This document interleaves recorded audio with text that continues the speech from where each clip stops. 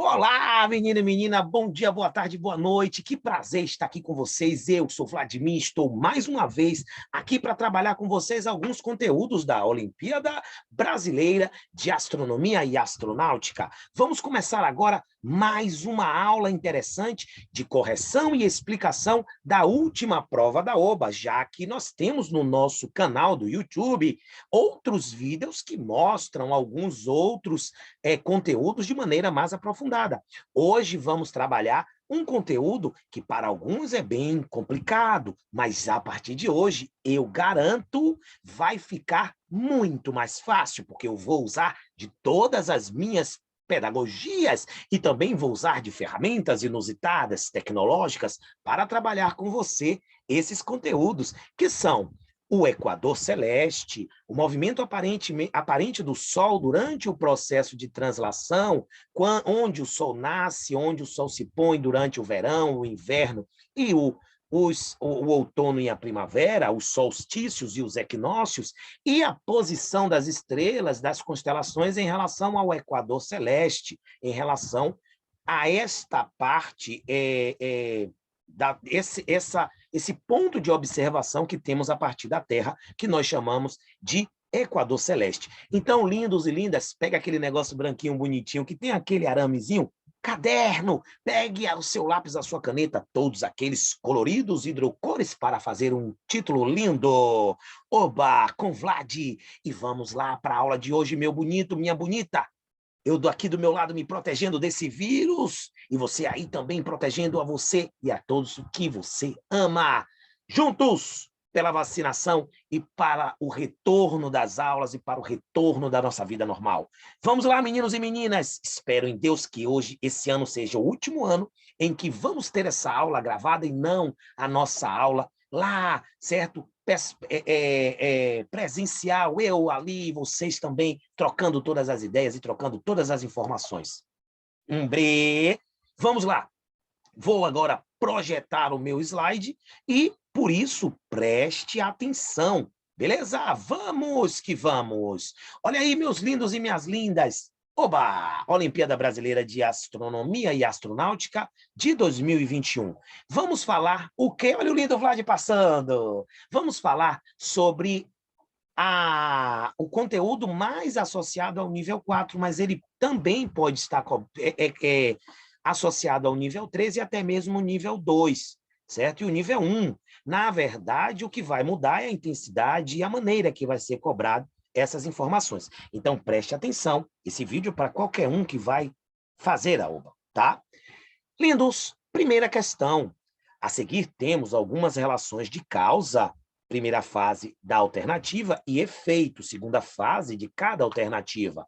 Causa e consequência, causa e efeito. Na verdade, nós temos aí uma questão de verdadeiro e falso, na qual temos que marcar aquela em que a primeira afirmação ela causa um efeito, que é a segunda afirmação. Tá legal, galera? Olha aí, nós temos a seguinte informação. A inclinação do eixo da Terra em relação à perpendicular ao plano da sua órbita, ela tem como efeito as estações do ano. Verdade ou falso? Primeiramente, Vlad, o que é inclinação ou eixo de inclinação da Terra? É isso aqui. É por isso que o nosso globo ele é feito, certo? Representado desta maneira. Esse é o eixo de inclinação da Terra. 27 graus e 23 minutos. Tá certo? Esse é o eixo de inclinação. Nesse eixo, a Terra executa um movimento em torno do seu próprio eixo, que é a rotação, e nesse eixo ela executa o movimento de translação, que é o movimento em que ela faz uma elíptica em torno do Sol. Essa alternativa está correta. Na verdade, essa alternativa, ela é verdadeira. Por que ela é verdadeira, Vlad? Porque, na verdade, olha, a Terra, ela está nesta relação com o Sol, ó, e ela, quando executa o movimento de translação, ela acaba promovendo ora a iluminação de um hemisfério, ora a iluminação de outro hemisfério, com maior intensidade, e em 2 momentos, a iluminação dos 2 hemisférios a partir do Equador. Eu vou parar de projetar o meu slide para que você veja mais claramente o exemplo que eu vou dar. Vou pegar aqui um equipamento tecnológico, um palito de churrasco enfiado em uma banda de um isopor, certo? E vou representar aqui o meu Sol, o mundo da imaginação, e aqui a minha Terra. Esse palito, ele está tendo aqui a função de estabelecer um ângulo reto em relação ao Sol, na relação, desculpe, entre o Sol e a Terra. A Terra, ela fica em 4 posições em relação ao Sol. Olha aí quais são as posições. Essa daqui, assim, eu vou parar o Sol, né? Vou pegar aqui, estou cheio de isopor, tá um negócio. Essa daqui, tanto desse lado quanto desse. E essa daqui, certo? Tanto desse lado quanto desse, tá? O movimento que a Terra executa é esse aqui, tá certo? Movimento de translação, que dá origem aos anos e às estações do ano. Por que as estações do ano surgem a partir do movimento de translação? Por conta do eixo de inclinação. Se o movimento de translação fosse feito assim, durante todo o ano o Equador receberia os raios solares com maior intensidade. Estou girando o Sol só para ficar mais fácil para mim, né? Um movimento aparente do Sol em relação à Terra. A gente acha que é o Sol que está girando em torno da Terra, mas sabemos que é o oposto. Olha. E não teria estação do ano. Haveria a mesma intensidade solar nos 2 hemisférios, diminuindo à medida em que nos afastássemos do Equador.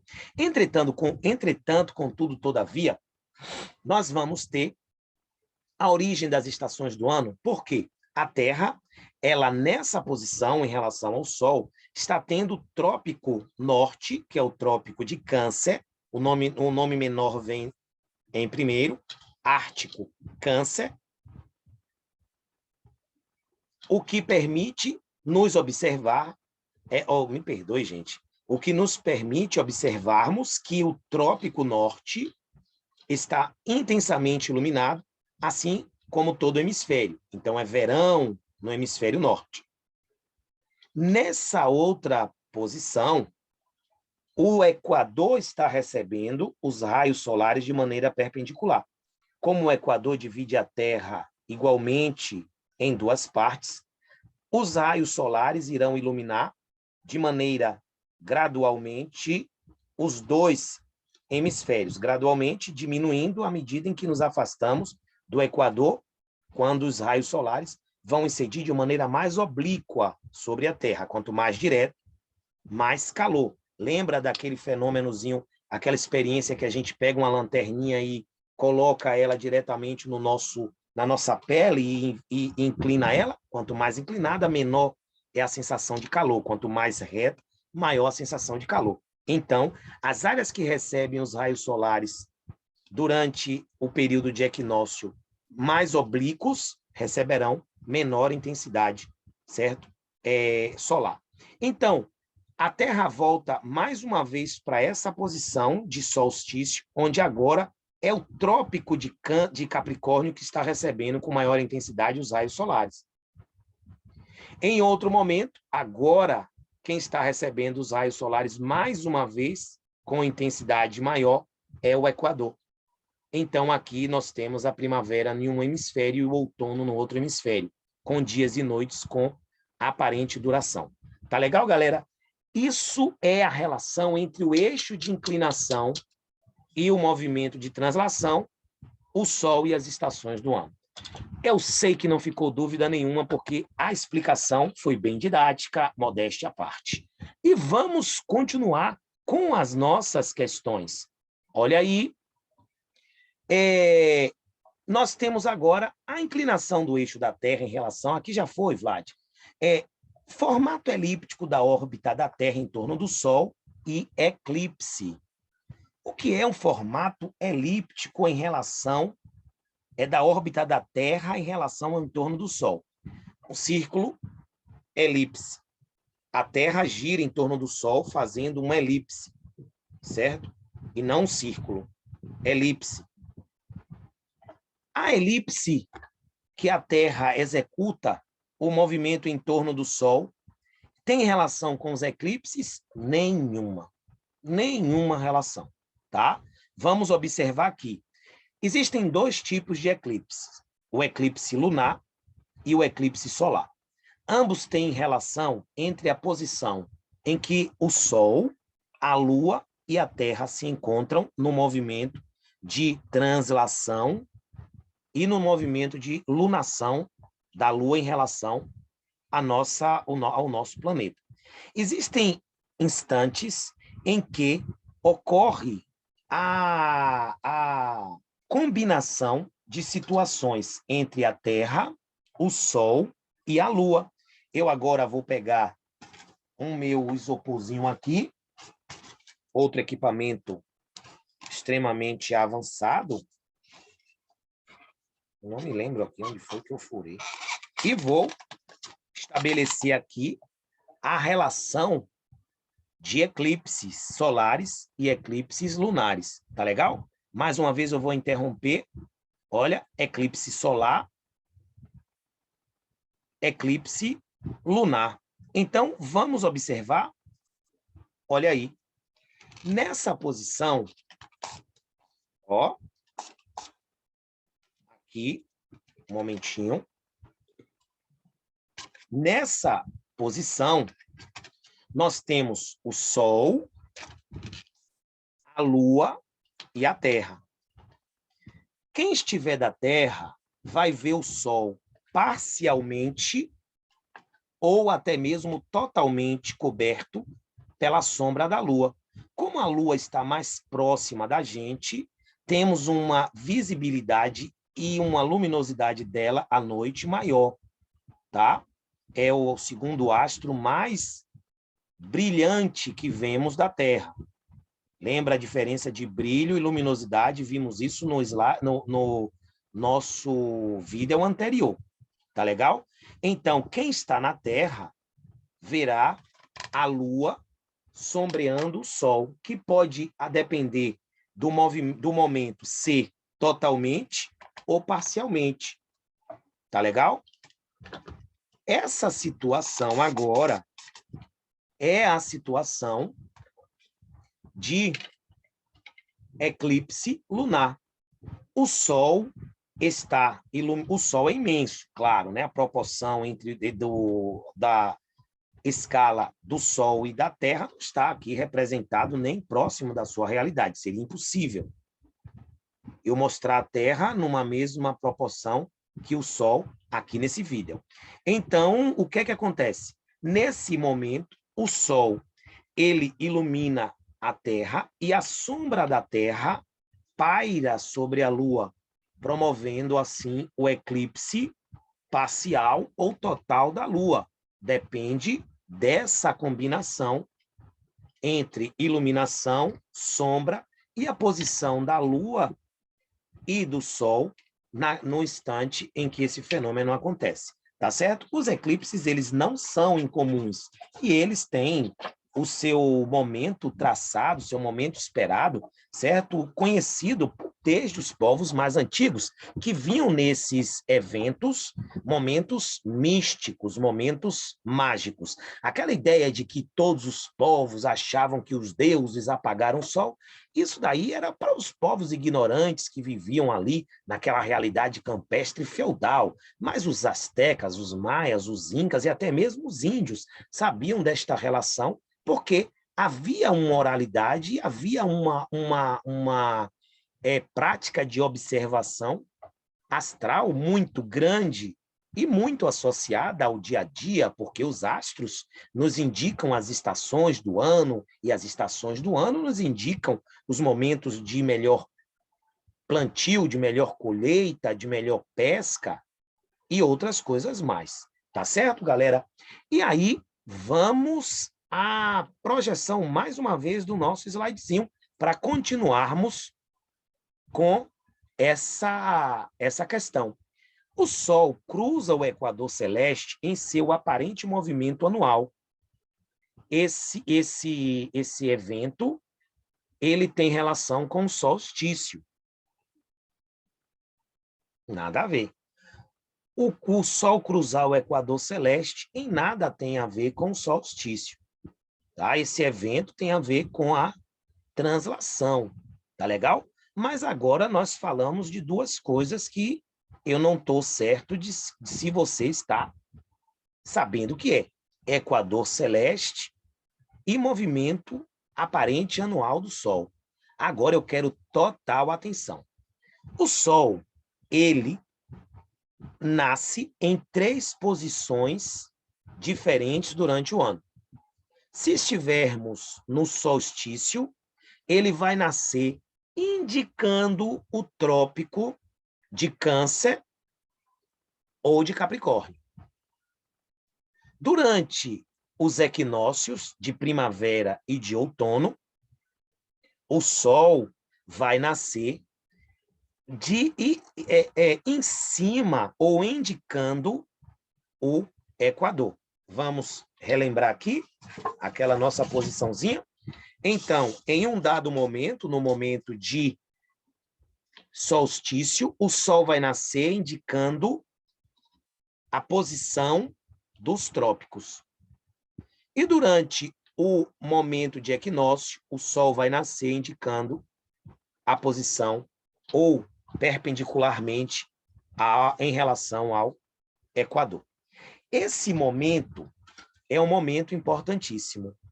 Ao longo do dia, o Sol aparentemente irá se deslocar pela abóbada celeste.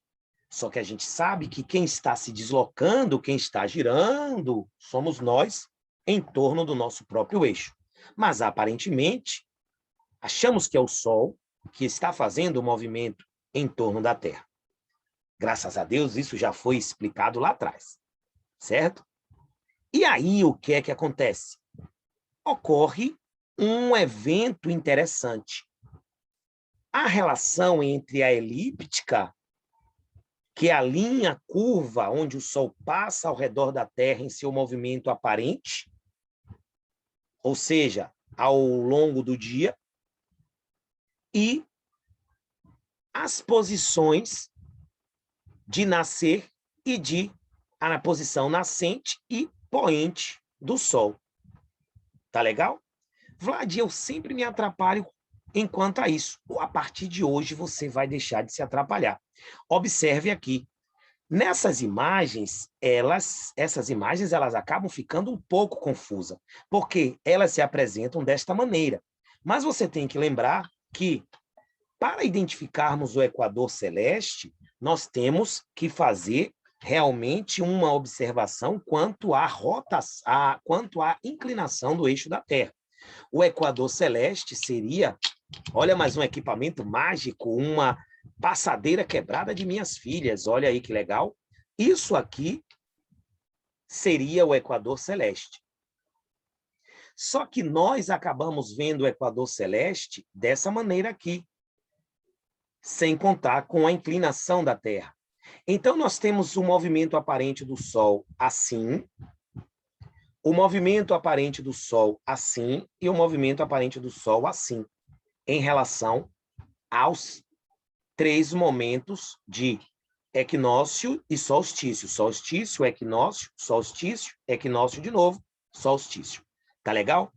Só que como é que o Sol ele se evidencia nesse instante? Vou parar agora mais uma vez minha projeção para a gente observar com clareza este fenômeno. Olha, galera, aqui é o equador celeste. Isso é que a gente chama de equador celeste.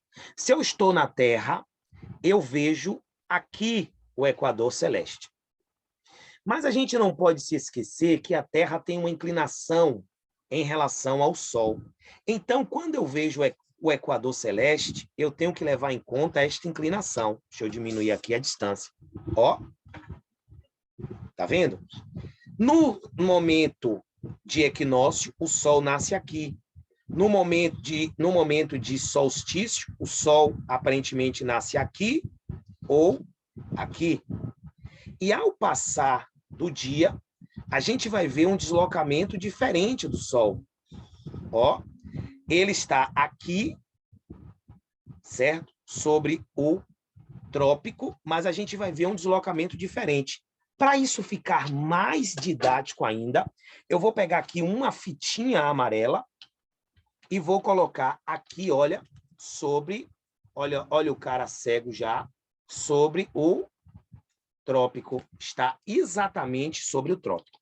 Eu disse que o Sol nasce no trópico, então o Sol nasceu no trópico. A Terra vai girar.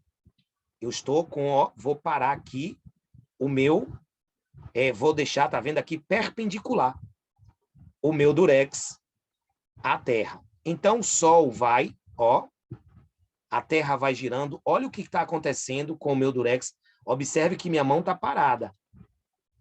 Ó.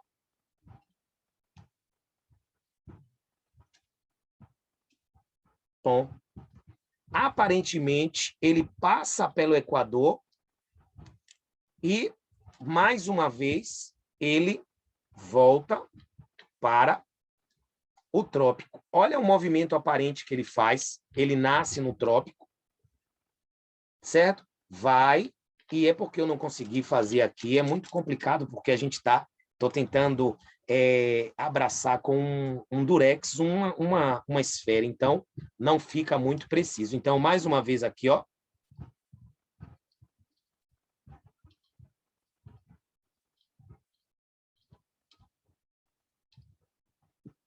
Olha que legal, agora foi certinho. Tá vendo?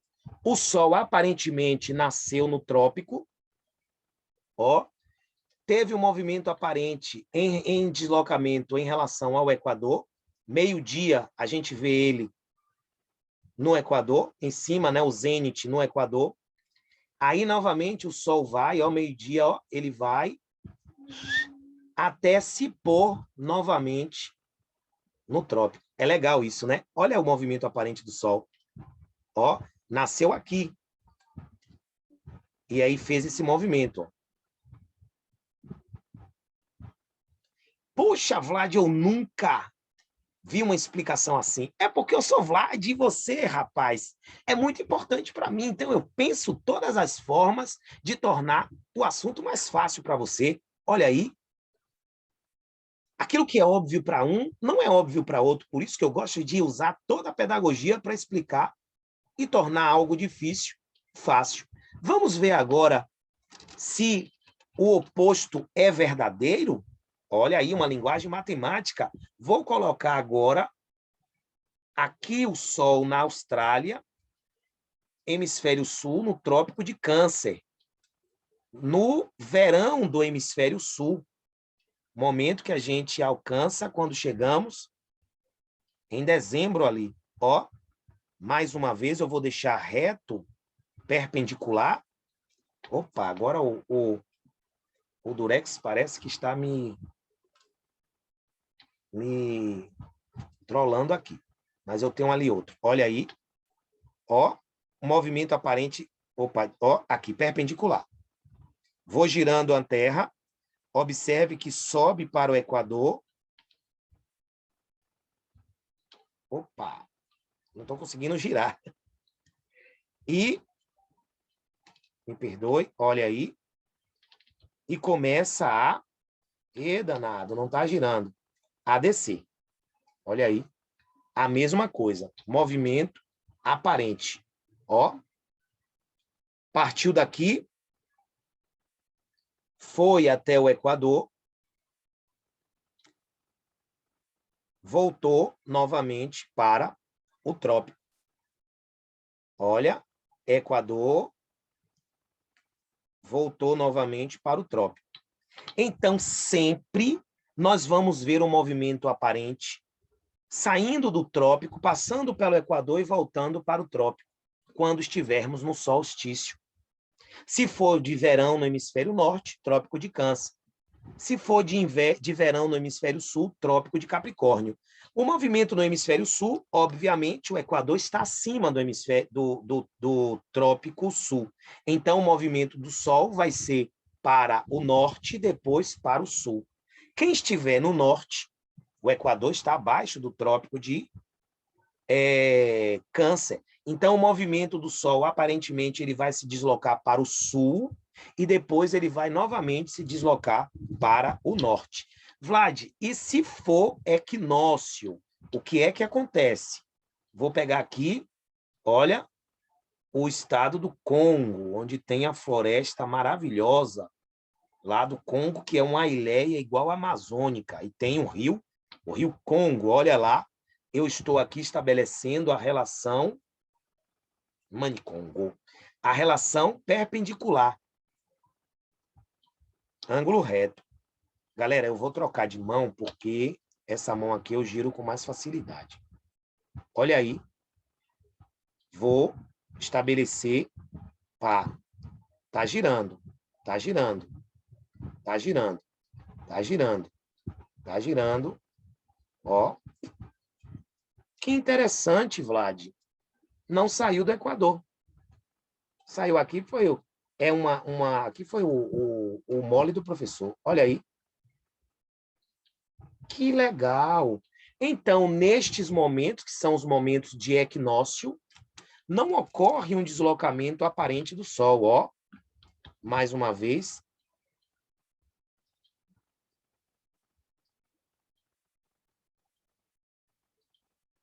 Movimento de deslocamento ocorre apenas um pouquinho para o norte ou um pouquinho para o sul na hora do meio-dia. Não é tanto o deslocamento quanto era. Observe que é o oposto. A gente tem agora o Sol nascendo no Equador e se deslocando na primavera um pouco mais, certo? No nosso outono, que aqui no norte é primavera, no nosso outono um pouco mais para o norte e na nossa primavera um pouco mais para o sul. Isso é a relação entre rotação, inclinação da Terra e iluminação do Sol em relação à Terra, o eixo perpendicular, e o chamado equador celeste. Eu espero que você tenha entendido para sempre, amém, esta relação. Tenho certeza, porque eu confio em você e eu sei que você tem um grande conhecimento aí dentro de você. Então, lindo Vlad, vamos continuar a explicação? Vamos lá. Olha, para finalizar, nós temos o Sol cruzando, aí já foi, né? E temos fases da Lua, chuva de meteoros. Glória a Deus, Senhor, nada a ver. Isso daí é bater a cabeça na parede para criar um galo, certo? Nada a ver. Falsão, falsão, falsão.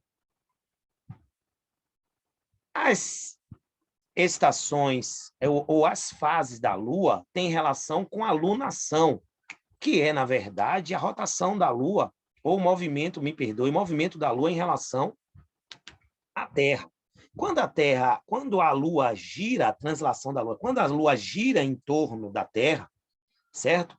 Ela vai estar em relações diferentes entre a Terra e o Sol.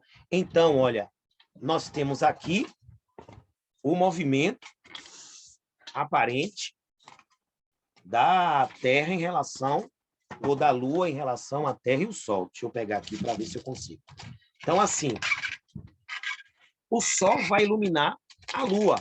Nessa posição, nós temos o Sol, certo? Iluminando a Terra, não é uma questão de eclipse. Então, vai estar aqui, ó, nessa posição, a Terra está aqui, o Sol está iluminando toda a face da Lua e a Terra está aqui no meio. Nesse instante aqui, nós temos a Lua cheia, tá? Nesse instante, nós temos aqui, olha, a Lua tendo uma outra face que nós não vemos sendo iluminado. Então, é Lua nova. Nessas posições aqui, a gente vai ver a Terra e a Lua em outra relação. Então, como a imagem, eu acho que a imagem, a gente tem um vídeo que eu explico mais calmamente isso, a imagem mostra claramente, nós temos as fases da Lua, partindo de Lua nova, Lua balsâmica, né, que é a Lua minguante, Lua disseminadora, Lua cheia, Lua convexa crescente, Lua crescente, Lua emergente, tá certo? E aí você tem convexa crescente e a balsâmica pode ser também convexa decrescente, tá? Mas é chamada de balsâmica.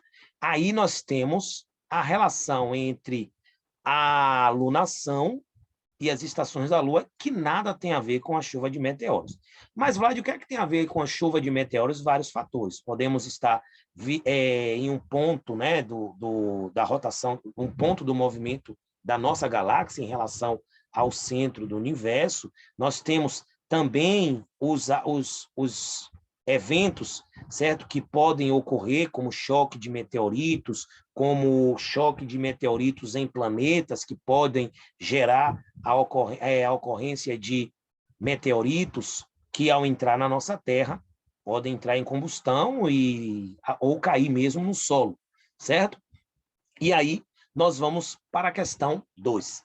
A carta celeste traz a constelação de Órion, área branca cercada pela cinza e pelas principais estrelas. O eixo horizontal representa a ascensão reta R e o eixo vertical representa a declinação DEC.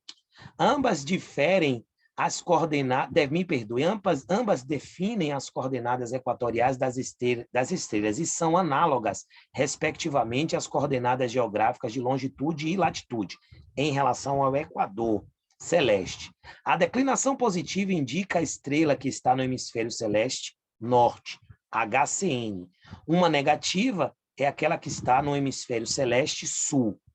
O tamanho dos círculos pretos é proporcional ao brilho aparente de cada astro. Brilho, proximidade. Quanto mais preto, mais próximo. E mais luminoso, né? A luminosidade já é outra questão. Ou seja, a sua magnitude é aparente. A escala de magnitude está na parte inferior da imagem. Quanto maior o brilho, menor o valor da magnitude. Vimos isso também no vídeo anterior. Se você está vendo apenas esse vídeo, viajou aí nessas informações, ou se sabe, maravilha. Se não, pega o vídeo anterior desse ano que vamos falar sobre essas questões. Vlad, olha aí o mapa a que se refere. Estrelas, né? A constelação de Órion, uma constelação importante, interessante, que tem uma relação muito próxima com as civilizações antigas.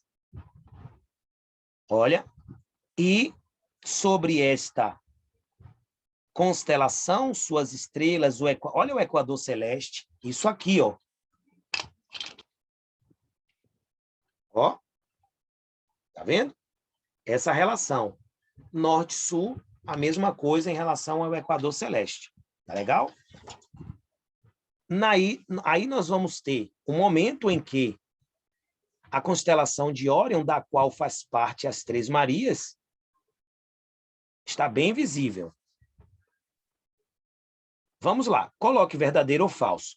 A estrela Rigel está no hemisfério celeste norte. Vamos encontrar ela? Opa!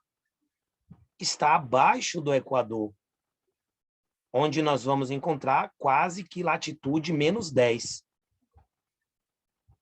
Não, falso. Está no hemisfério celeste sul.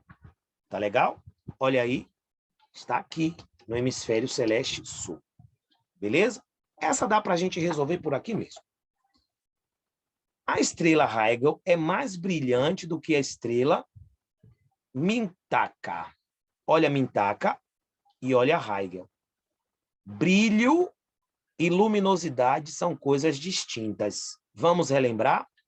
Brilho é aquilo que é observada quando a estrela está mais próxima, tá certo? Existem situações matemáticas em que estrelas de luminosidade diferentes podem ter o mesmo brilho. Aí é uma questão de posição. Mas, geralmente, as estrelas mais próximas da gente, elas tendem a ser mais brilhantes, porque brilho é o espaço que a luz ocupa, grosseiramente falando, na nossa visão dos astros. Então, se eu aproximar, é como uma lâmpada. Lembra aquele exemplo bem repetitivo no vídeo anterior?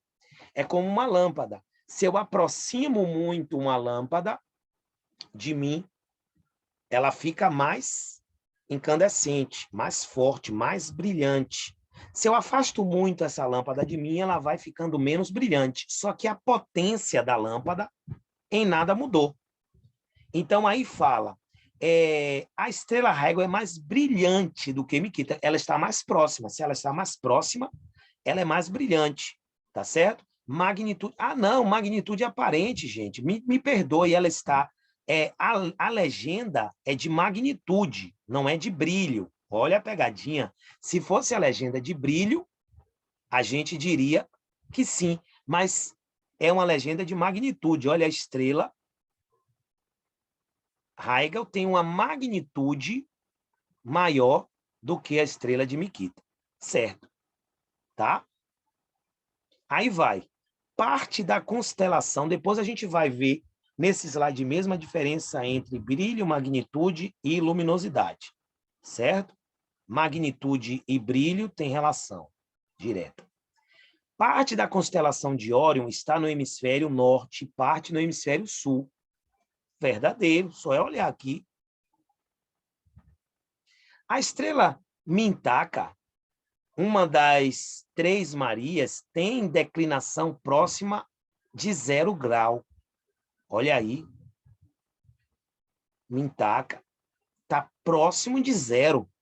Verdade.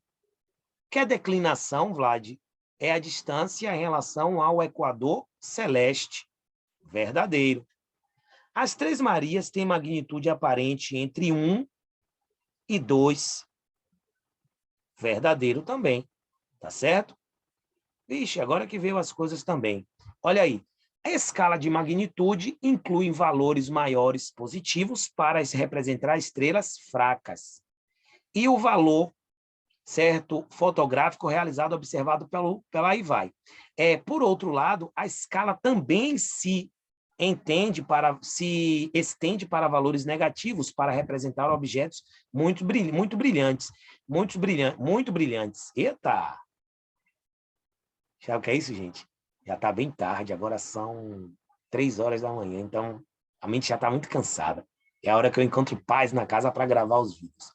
Olha aí, a magnitude ela é inversamente proporcional ao brilho. Quanto maior o brilho, menor a magnitude, tá certo?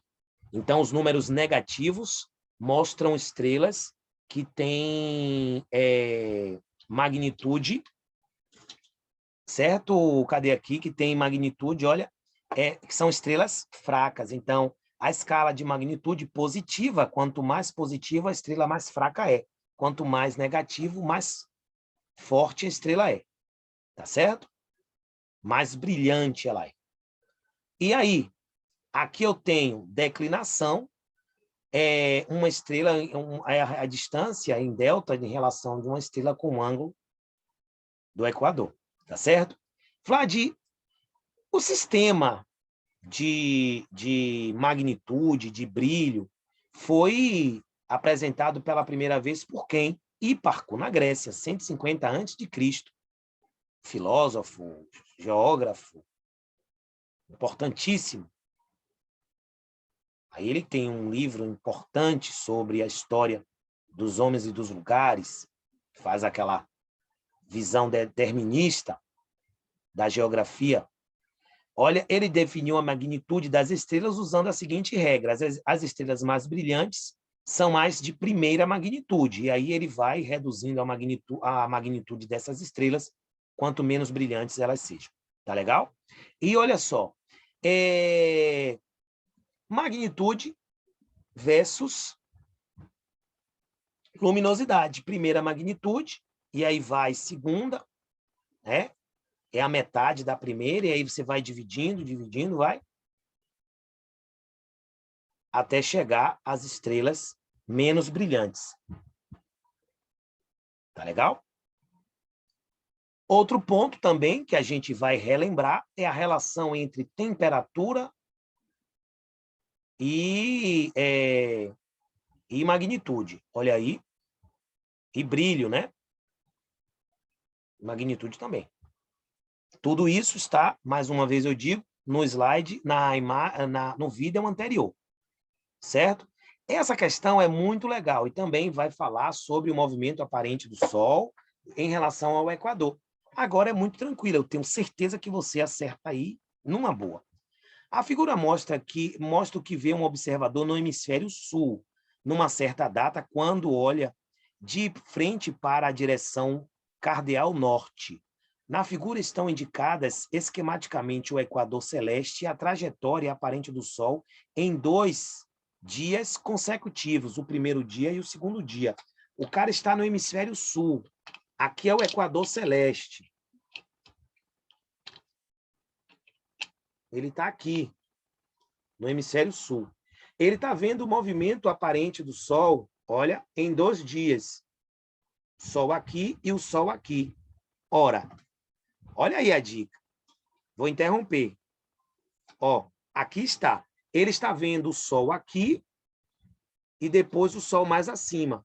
Ele está no hemisfério sul. Sol aqui e o Sol mais acima. Aqui, posição 1 e posição 2. Sol aqui, Sol aqui. Tá certo? Essas posições indicam que o quê? Quais estações do ano? Olha aí. Entre o solstício, assinale com X a única afirmação que indica corretamente a época do ano desta observação.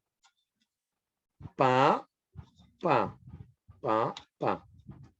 O Sol está indo do trópico para o Equador. Qual é o momento em que o Sol parte do trópico sul em direção ao Equador? O Sol está entre o solstício de verão, no hemisfério sul, e o solstício de outono, é ainda verão. Vai ser outono quando o Sol chegar a essa posição. Então, é isso aqui que o Sol está fazendo. E é a alternativa correta, tá certo? Espero que vocês tenham entendido. Mais uma vez, ó, o Sol está fazendo esse movimento aparente. Ele está indo daqui para cá. Então, ele está saindo do verão para o outono, porque a alternativa fala que é hemisfério sul. Tá certo? Olha aí, mais uma vez, o movimento aparente do Sol. Beleza? Olha aí, onde o Sol nasce, olha, Equador, no nosso outono, trópico de Câncer, no nosso inverno, Equador, mais uma vez, na nossa primavera, e trópico de Capricórnio, no nosso verão. Olha aí, mas como a gente geralmente vê a Terra, olha como onde a gente vê o Sol nascendo aqui, aqui, aqui e aqui novamente. Tá certo? Equinócios, solstícios, tá? Mais uma vez, aquilo que a gente já trabalhou na nossa primeira aula. Meus queridos e minhas queridas, eu espero que essa aula tenha alcançado o objetivo que ela foi proposta, que é trabalhar acerca do tema Equador celeste, movimento aparente do Sol, translação, rotação, que sempre está presente em questões da UBA. As outras questões de cálculo dessa prova, vocês vão trabalhar com meu amigo, certo? Marcos, na prova, ele vai, nos outros vídeos, fazer os cálculos e trabalhar também a astronáutica. Muito obrigado pela atenção. Compartilhe essa informação com os colegas, é um site aberto, é uma página aberta, né? Um canal aberto, pode falar com seus amigos, mas não deixe de rever os vídeos do ano passado, porque eles vão completar esses vídeos aqui e tornar muito mais garantida a sua medalha na OBA. OBA, boa noite, meus queridos. Fiquem com Deus e se cuidem, por favor. Tchau, tchau.